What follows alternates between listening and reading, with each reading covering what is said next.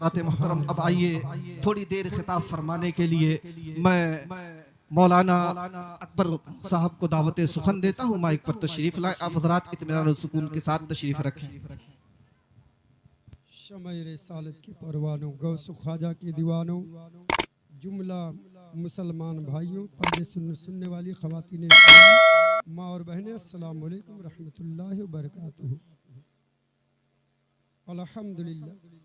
अल्हम्दुलिल्लाहि रब्बिल आलमीन वल आक़िबतु लिल मुत्तक़ीन वस्सलातु वस्सलामु अला सय्यिदिल मुरसलीन व अला आलिहि व अस्हाबिहि अजमईन। अम्मा बाद, फ़अऊज़ु बिल्लाहि मिनश शैतानिर रजीम। बिस्मिल्लाहिर रहमानिर रहीम। व बिल वालिदैनि इहसाना। सदक़ल्लाहु मौलाना अज़ीम व सदक़ा रसूलुहुन नबियुल अमीनुल मकीनुल करीम व नहनु अला ज़ालिका लमिनश शाहिदीन व शाकिरीन वल्हम्दुलिल्लाहि रब्बिल आलमीन।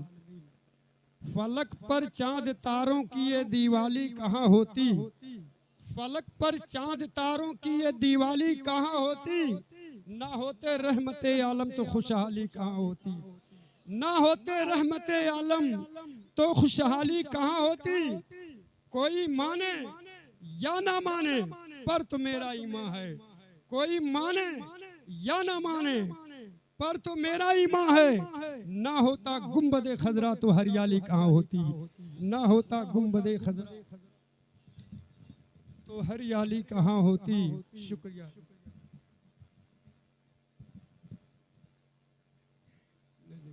इंशाअल्लाह 10 मिनट मुझको मिला है, इंशाअल्लाह उससे ज़्यादा नहीं होगा। एक मरतबा दुरूद पाक में जुम्मन कर, अल्लाहुम्मा सल्ली अला सय्यिदना मौलाना मुहम्मदिन व अला आलि सय्यिदना मौलाना मुहम्मदिन व सल्लम सलातु व सलामुन अलैक या रसूल अल्लाह सल्लल्लाहु तआला अलैहि वसल्लम। जो मुश्किलों को भी मुश्किल में डाल देता है, जो मुश्किलों को भी मुश्किल में डाल देता है, जो डूबे हुए सूरज को निकाल देता है, जो डूबे हुए सूरज को निकाल देता है।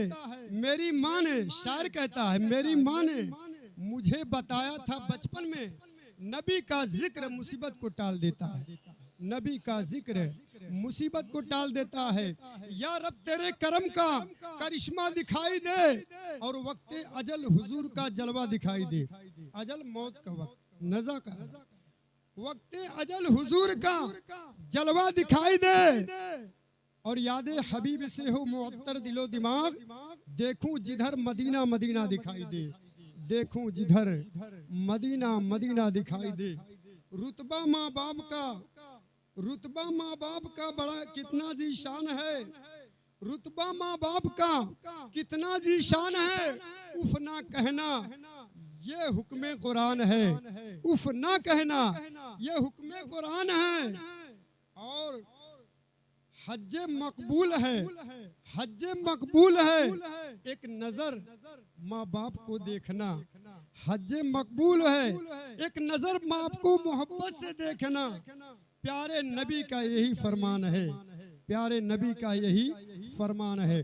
कुरान मुकद्दस में 15वां पारा सूरह बनी इसराइल आयत नंबर 23 अल्लाह तबारक ताला फरमाता है, वबिल वालिदैन इहसाना, अपने माँ बाप के साथ हुस्न सुलूक करो, अपने माँ बाप की ताजीम करो, अपने माँ बाप की इताअत करो।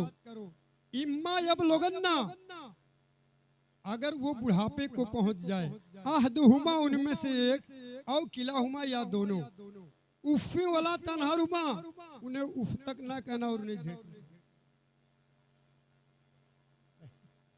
अल्लाहुम्मा सल्ली अला सय्यिदना मौलाना मुहम्मदिन बारिक सल्लम सलातु व सलामुन अलैका या रसूल अल्लाह सल्लल्लाहु तआला। एक वाकया मैं कहकर गुजर जाना चाहता हूँ क्योंकि वक्त बहुत ही दरकार है, बड़ी तेजी से गुजर रहा है। एक मरतबा और दुरूद पाक पढ़ें।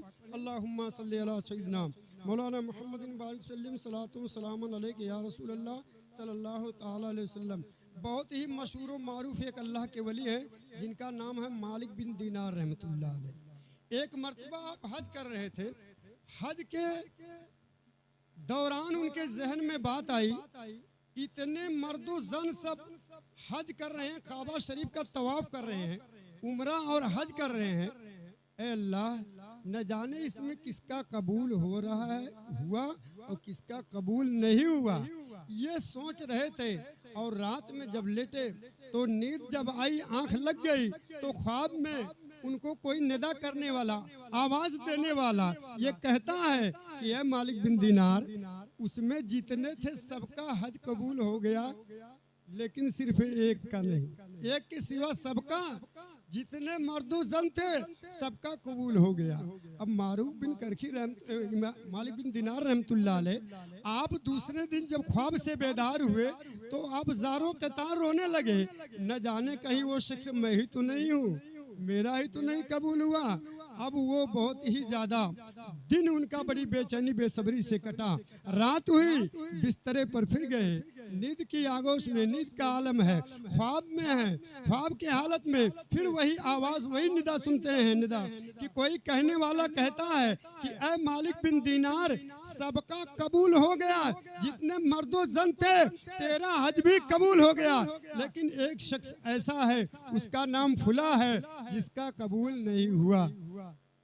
अब वो दूसरे दिन जब बेदार हुए और उठे तो फिर कहने लगे, रब्बुल आलमीन, मेरे अंदर ये मोहब्बत पैदा हो गई, अगर मुझे मालूम होता तो मैं ऐसे शख्स की ज़ियारत करता, मुलाकात करता, दीदार करता कि कौन ऐसा बदनसीब है कि उसका कबूल नहीं हो रहा। और एक दो मर्तबा नहीं, अल्लाह तबारक ताला ने फरमाया कि 70 मर्तबा उसने हज किया, लेकिन उसका एक भी हज कबूल नहीं। चौथी रात आपने, तीसरी रात में जब ख्वाब फिर देखा, ख्वाब के हालत में उनको बताया गया कि देखिए उसको फुला जगह रहता है, फुला नाम उसका है, जाकर तुम मुलाकात उससे करो। और जाकर के मुलाकात आप करते हैं, पूछते हैं इधर उधर, बहुत काफ़ी मशक्क़त के बाद उसके पास पहुँचे तो देखा वो बंदा तीन तनहा अकेला है और जंगल में है, और अपने आप को अपने गले की हड्डी, जिसे हम देहाती में हंसुली कहते हैं, गले की हड्डी में एक सुराख करके सीकर से बांध देता है, और बांध करके एक दरख्त के जड़ में बांध देता दूसरा छोर, और इसी हालत में सर झुकाए हुए अल्लाह का जिक्र कर रहा है, अल्लाह की इबादत कर रहा है। आप जाते हैं, बड़े अदब व एहतराम से सलाम करते हैं, सलाम का वो जवाब देते हैं, और इसके बाद सोचते हैं अल्लाह, इतना परहेजगार मुत्तकी आदमी, और लोगों ने बताया कि अरे आप कैसे हैं, कौन शख्स हैं, आपको मालूम नहीं, वो तो अल्लाह का बहुत ही बरगुज़ीदा बंदों में से, अरे वो तो दिन रात इबादत ही में मऊ रहता है, भला उससे कहाँ खता हो सकती है, कैसी बातें कर रहे हो कि उसका हज नहीं कबूल होता। बहरहाल आप जब करीब गए और कहा भाई तुम्हारी क्या हालत है, कहा अल्लाह का शुक्र है, क्या यही मुझे बताने के लिए आए हो कि मेरा इंसान, मेरा हज कबूल नहीं हुआ? कहा अरे भाई तुम कैसे जान गए, क्या तुम भी अल्लाह के वली हो? लेकिन वली होते तो कबूल होता है, कैसी बात? कहा देखिए बात ये है कि मुझे हर साल अल्लाह तबारक ताला किसी ना किसी को भेज करके ये इत्तला दे देता है, मुझे ये खबर पहुंचा देता है कि मेरा हज कबूल नहीं हुआ।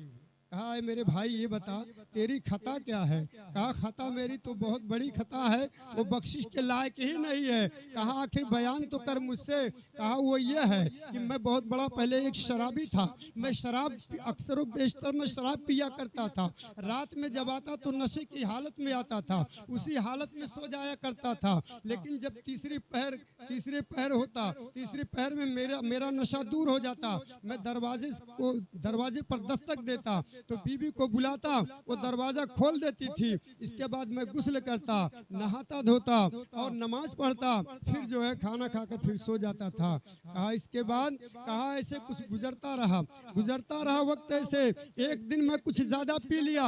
मेरी माँ जब मैं रात में आता था तो मेरी माँ यही कहती थी, मुझे नसीहत किया करती थी कि अरे कमबख्त, क्या तू कब तौबा करेगा, तू कब अपनी इस बुरी आदत को छोड़ेगा? अरे तुझे तेरा ठिकाना जहन्नम होगा अगर तेरी हालत यही रही, इसलिए तू जल्द से जल्द तौबा कर ले। तो मैंने उस दिन कुछ ज्यादा पी रखी थी, माँ की बातों से इतना मैं चिढ़ गया था, उनकी बातों सुनते सुनते इतना उब गया था कि माँ को मैंने एक धक्का दे दिया। और धक्का देना था, मेरी माँ ने बुरा बोलने लगी, उल्टा सीधा कहने लगी, तेरा नाश हो, तू हलाक हो। इतना मेरी माँ ने कहा। एक पास में तंदूर था जिसमें आग जो है, तंदूर में आग जो है वो आग रोशन था, तंदूर आग से रोशन था। उस तंदूर में मैंने अपने माँ को धक्का देकर उसी में गिरा दिया और इसके बाद ऊपर से ढक्कन को बंद कर दिया। मैं अपने कमरे में चला गया। फिर रोज की तरह मामूल, जैसे मेरा मामूल हुआ करता था, रोज ही की तरह मैं गया, सो गया। तीसरी पहर को जब मेरा नशा उतरा तो मैंने माँ से कहा कि मैंने बीवी को आवाज दी। बीवी ने जवाब दिया चुप रहा, उसी कमरे में पड़ा रहा।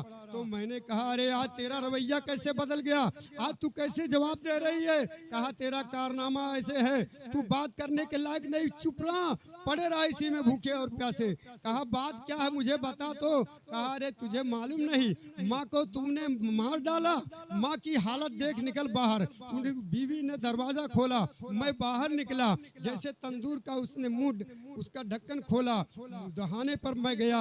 अंदर मैं जब अपनी निगाहों को किया तो मैंने देखा जैसे एक रोटी जलकर कोयला हो जाती है, मेरी माँ जलकर ऐसे कोयले की तरह राख हो चुकी थी। मैं अपने को बर्दाश्त ना कर सका, माँ की ममता, अल्लाह का खौफ मुझ पर तारी हुआ। मैं घर में कुल्हाड़ी तलाश करने लगा, इधर उधर दौड़ करके ढूंढने लगा कहाँ पर है। एकाएक मुझे कुल्हाड़ी मिलती है। जिस हाथ से मैंने माँ को धक्का दे करके गिराया था, उसी हाथ को मैंने दूसरे हाथ से अलग कर दिया। डर के मारे मैं जमीन पर लौटने लगा। दिक्कत मैं बहुत परेशान था कई दिन, लेकिन इसके बाद मैं अपने आप को ये सजा दे रखी है। मैं यहीं पर हमेशा, मैं पूरे साल रहता हूँ, लेकिन जब हज का महीना आता है तो जा करके नहा धुल करके अच्छे कपड़े पहन करके फिर मैं हज करता हूँ। फिर हज करने के बाद फिर इसी जगह आ जाया करता हूँ और कोई ना कोई ये आकर खबर दे देता है कि तुम्हारा हज कबूल नहीं हुआ। आखिर में आप आज भी आ गए हैं। तो कहा अरे बेवकूफ, तुमने इतना बड़ा, इतनी बड़ी, जो अल्लाह ने कुरान मुकद्दस में इतना एहतराम सिखाया था कि माँ बाप का एहतराम करो, उनकी ताजीम करो, और तुमने माँ बाप के साथ इतना जुल्म किया, तुम माफी के लायक नहीं है। आप मालिक बिन दिनार रहमतुल्लाह वहाँ से चले गए और जा करके फिर अपने घर गए, अपने मकान पर गए। रात में फिर वही आवाज देने वाला कोई कह रहा है कि अरे तूने क्या कर दिया, मेरे बंदे को तूने तकलीफ पहुंचा दिया, उससे तू नाराज हो गया, अरे जा उसे खुशखबरी सुना दे, मैं उसे माफ कर दूंगा, अब उसका हज भी कबूल करूंगा। कहा यार रब्बुल आलमीन ये कैसे होगा। कहा उसे बता देना, उसे यकीन दिला देना कि जब बरोज़े महशर, जब महशर कायम होगा, लोगों का हिसाब किताब होगा, उसके माँ को उसके सामने कर किया जाएगा, और उसके माँ को जब सामने किया जाएगा, उसके माँ के अंदर मैं मोहब्बत डाल दूंगा, और इसके बाद उसकी माँ की ममता जब सामने आएगी, तुम्हें अजाब के हालत में देखेगी तो तुम्हें माफ कर देगी, लिहाजा मैं तुझे माफ करके तुझे जन्नत में डाल दूंगा। ऐसा अल्लाह के रसूल ने फरमाया, ऐसा हो करके रहेगा। जो कह दिया मेरे नबी ने वो टल नहीं सकता, उम्र का फैसला हरगिज बदल नहीं सकता। तो अल्लाह के रसूल ने जो बताया है वो होकर ही रहेगा। बहरहाल आप ने ये बताया और फिर दोबारा गए और उनसे कहा भाई मुझे माफ़ कर दीजिए, अल्लाह तुमसे राज़ी हो गया है, तुम्हें माफ़ कर दिया। कहा ये कैसी बातें कर रहे हो। कहा मैं सही कह रहा हूँ। कहा माफ़ी की सूरत कैसे होगी, सबब क्या होगा, जब मेरी माँ माफ़ नहीं करेगी, मेरी माँ इंतकाल कर चुकी है, मुझे माफ़ी कैसे मिलेगी। कहा ऐसी सूरत होगी, ऐसा ऐसा होगा तुम्हारे साथ, तुम्हारी माँ तुम्हें माफ़ करेगी, फिर अल्लाह तुमसे राज़ी हो जाएगा और तुम्हें जन्नत में डाल देगा। खूब की सरे चमन फूल चुनी शाद रहे, बाग बाजाता हूँ मैं गुलशन तेरा आबाद रहे। वाखिरु दावाना अनिल हम्दुलिल्लाह रब्बिल आलमीन, अस्तगफिरुल्लाह रब्बी मिन कुल्लि ज़ंबि व अतूबु इलैह। अस्सलामु अलैकुम।